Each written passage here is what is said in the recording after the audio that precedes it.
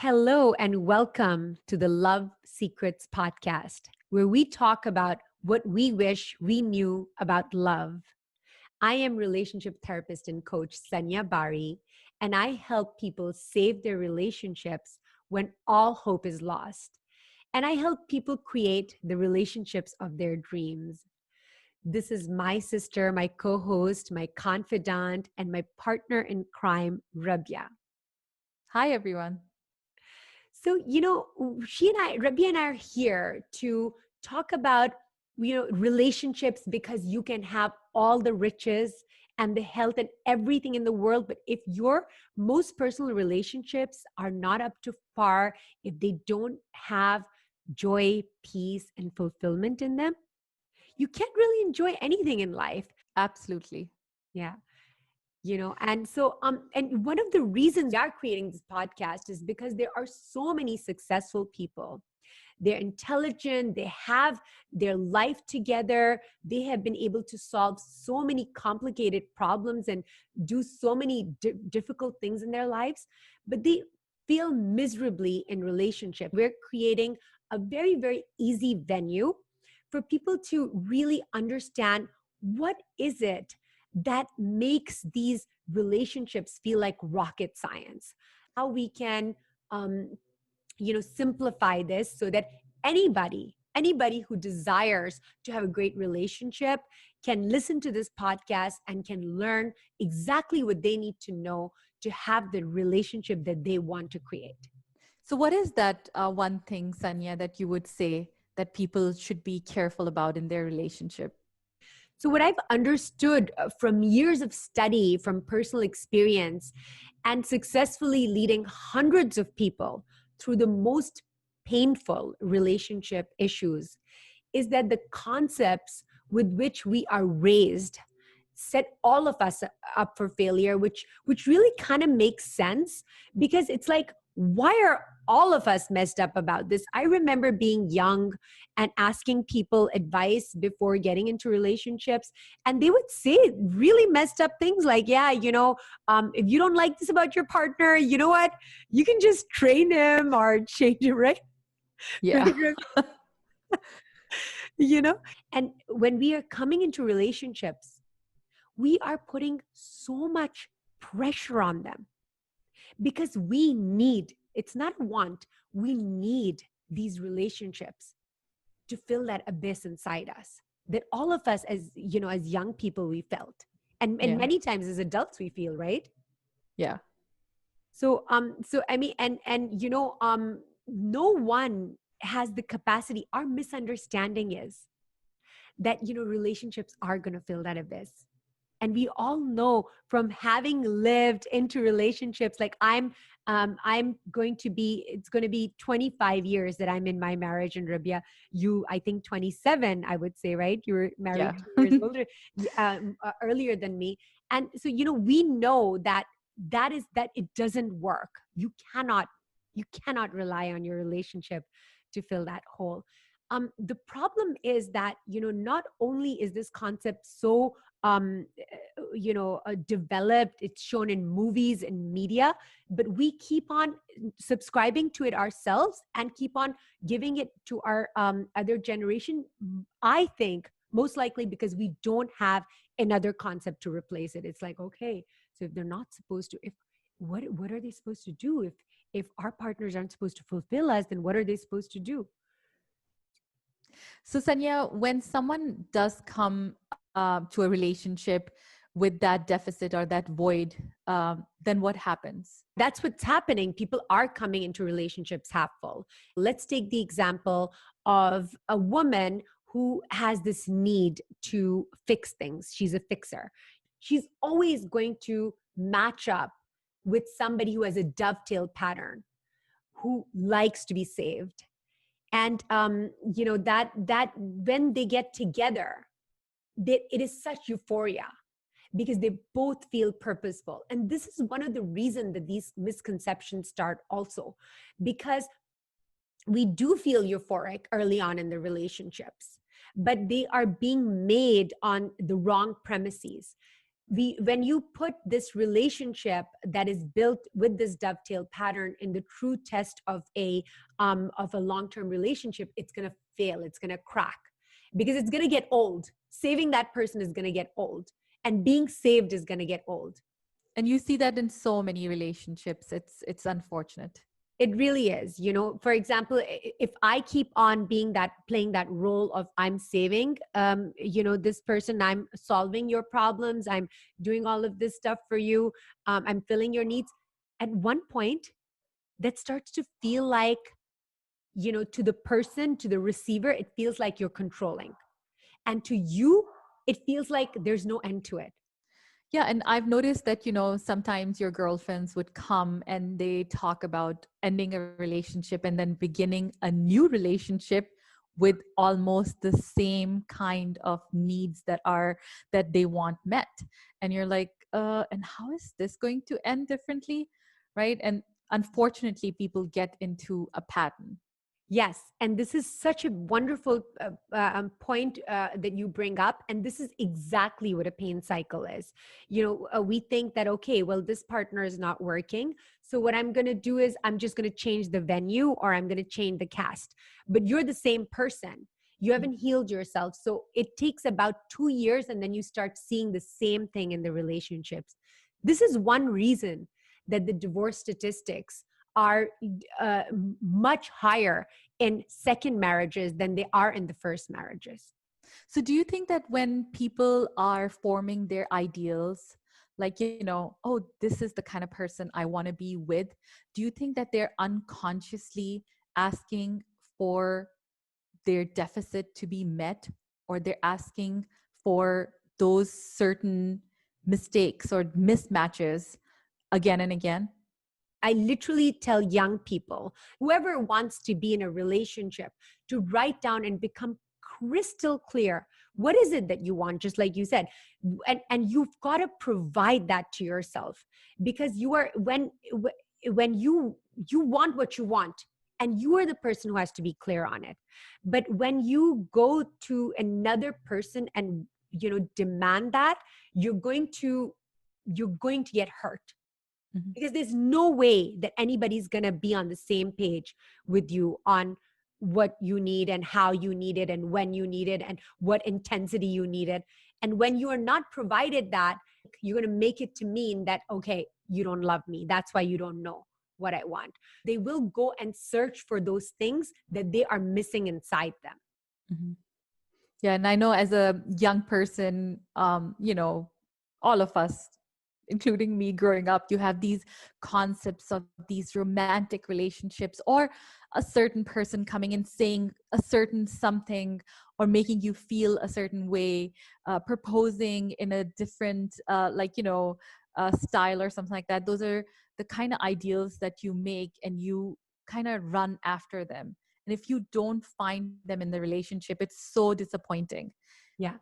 Yeah, it is. It is. And, and when we do that, that is, we dehumanize the person, Mhm. and we dehumanize us, and we were not able to see the person for what they are, because we already have a preformed concept. We can't really be present in the relationship, because we're so present in the idea of what we want this relationship to be, that we don't even see it for what it is. However, and when I say this, usually the next question that people ask me is, what are you trying to say? Like, should I not have expectations? So what do you Mhm. think about that, Rabia? Like, do you think that people should have expectations? Yeah, I mean, growing up, I had expectations too. I wanted a Tom Cruise or a Salman Khan, but Yeah. Our I think combination. most of the people those are the expectations. I mean, can we meet Yeah. them? Yeah, and that's just the looks. I mean, there's a whole list of everything we wanted, right?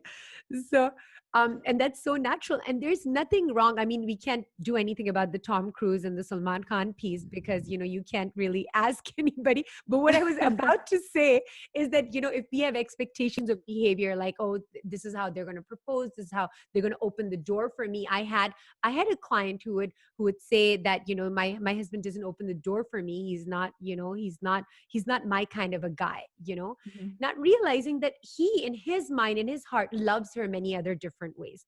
Mhm.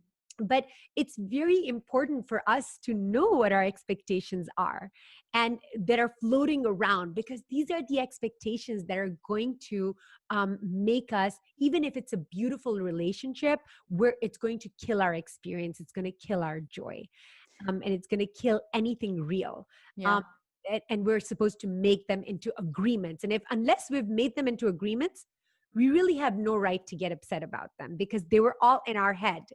A person can't know what your expectation is. That's such a good point, because that reminds me of early on in my relationship with my husband.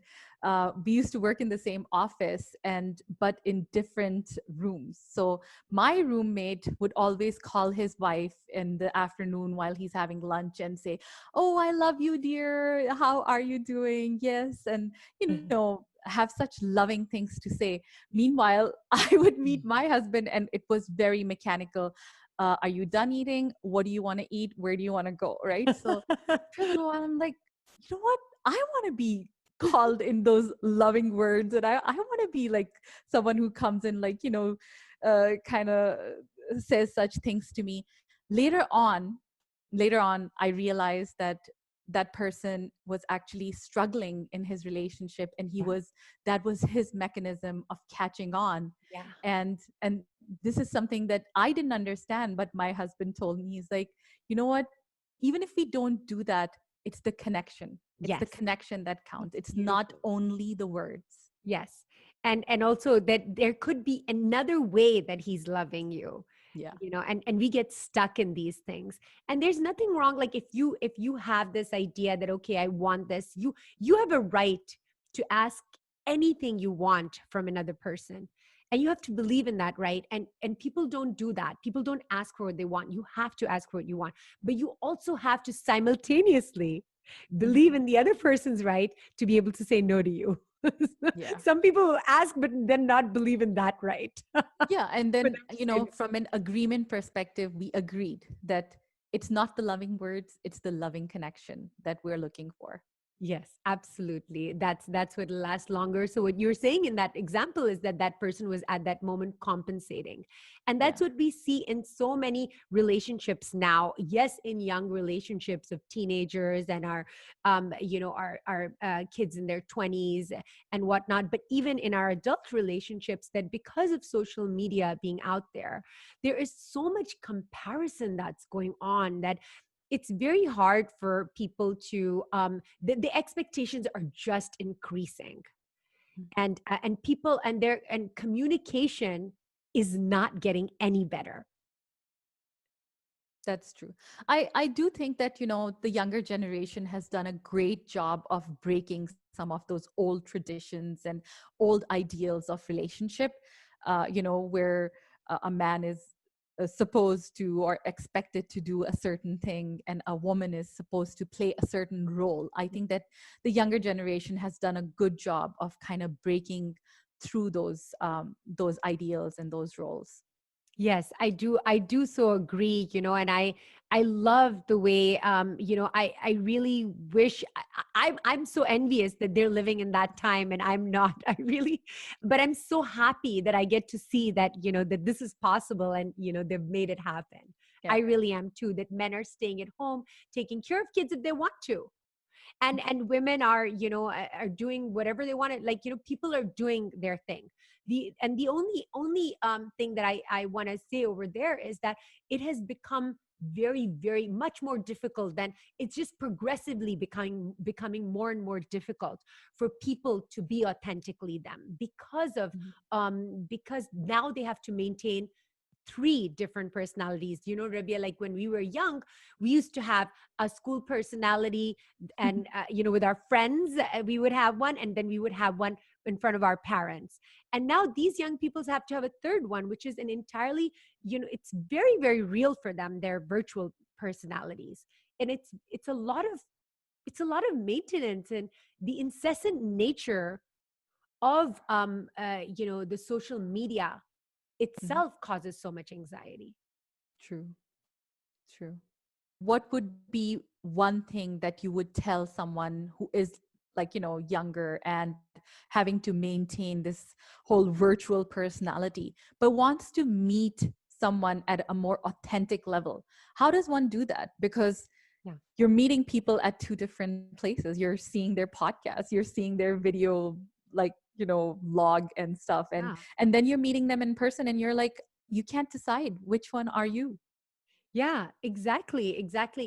And so, my answer is going to be the same for those younger people, and it's going to be the same for you and me right now while we are in our relationships Mhm. versus people that are, at any age and looking for partners, is that when things are all over the place and there are so many confusing options to choose from, you have to have one basic core thing that stabilizes you, that doesn't change with the wind, with somebody's idea of what's popular and what's not, which is your authentic self. And it is our responsibility to know what we want, and to provide that to ourselves. And the more we connect to ourselves, the more we are going to be like ourselves, and the more people aren't going to be able to come and shake us. Mhm. Images of people having more fun than us, images Yeah. of they're not going to, are being able to accomplish more than us, they're not going to be able to shake us. So it's always been important for us to have that tether, that base, that core. But it has never been more important than it has been today. Because, even people that have, I work on myself on a daily basis to make myself whole every single day. But I can find myself slipping in to all of this drama. But the good news is that all of us do have that core within us. This is not a matter of creating something that we Yeah. don't have. This is not a matter of addition, and it's a matter really of subtraction and letting go of all of the confusions, the misunderstandings, the misinterpretations of reality that prevent us from seeing who we really are and living into that, completely owning and living into that. That really resonates, I think, not only with me, but I think probably a lot of other people. The images of other people having a wonderful relationship, being proposed in this grand way, the perfect wedding ring, and your husband saying loving words to you on your posts and everything. So, sometimes, like, to me, Yeah, yeah. to me, I think that I feel that it's overly done. Mhm. But at times I do think about, like you said, hey, maybe the grass is greener on the other side. What are they doing that I'm not doing, right? Yeah. So how does one sift through all of that? How does one, you know, ground themselves and make sure that, you know what, I'm fine too. So I think when we can date ourselves and say when Facebook started, Yes. and we all went on Facebook and saw other people's pictures and we're like, Yeah. wow, Yes. that's a vacation I want to be on with Yeah. my with my partner, right? That's how I want to look when we're together having breakfast, that perfectly set table, right? How do you come out of that? And all of us who have taken those pictures, like I'll take 10 pictures and there'll be one that's good. And I've seen people, like, they're like yelling at their kids to take that perfect picture. It's like, oh my God. So we all know, like, even when we are in that moment of appreciating that, we know that this can come, that there can be a different story here. But in order, we're talking about relationships, and really the biggest problem that we have overall, Rabia, which will answer this question as well, is that we all think that relationships are about other people, that they have to be a certain way, they have to say and do a certain thing. But relationships, your relationship with anybody, be it your Mhm. mother or your coworkers or your spouse or lover, is going to be as good as your relationship with yourself. And when your relationship with yourself is sound, Yeah. then I'm telling you that I'm like, oh my God, what is this vacation? I gotta look this up. I want to go there. Hey, what is that drink? I'll even ask, like, what is that drink? I want that drink. If I drink that drink, I think my relationship will be way Yeah, better. I think, yeah. And I think if I drove this car, like my life would be so much better. I just know it, you know? So, Yeah. I mean, it's okay for us to have that first thought where we slip in. We're like, you know what? Yeah, I want this. This is exactly what I want, this picture perfect life. But then when you already have a strong tether, a strong core, a strong Mm. basis, it's very easy to come back to that. And that's what I'm talking about. The human in us is always going to stray and say, like, wah, like, I want this too. And, and that's beautiful. That makes us us. But the coming back home, back to security Mhm. is the thing that I'm talking about. That can't just happen in that moment of panic. It is a relationship that needs to be nurtured and built, not to just be thrown so that it can just take care of itself. Thank you, Sanya. That was great insight. Yeah. So and this is what our podcast is going to be about. Really, uh, become very, very intentional and talking about myths that really destroy relationships. I literally call them relationship myths that destroy relationships, so that we can systematically start removing these myths from us. And Rabia and I are going to try and wrap our heads around and become very, very clear. And I mean, obviously, I'm coming from, this is the work that I do. I'm so passionate about teaching this. Before I go, I want to convey this to as many people as I can, so that other people that are coming in don't have the kind of struggles that, for example, I did. I can only speak for myself, so that when people are listening to our podcast, they can start shaping their relationships and making these tiny, tiny shifts that make all the difference. Because it is a very, very important time in our world for us to start becoming real and authentic, and start protecting our relationships with ourselves and those with our families and the ones that we love. And I'm just so happy that Rabia is with me, because as I go through these these relationship myths, there's so many questions that come up, and Rabia is the perfect person to question me. And I just love the way she thinks. She's got such wisdom. And Rabia, thank you so much for co-hosting with me. I'm just so excited to have you here. And we would love, we have shared our stories, we would love if you share yours. Please comment below, tell us what you're going through, and absolutely ask questions, and we'll be sure to answer. Thank you so much for listening and for being here with us. Love Thank you. and light from our heart.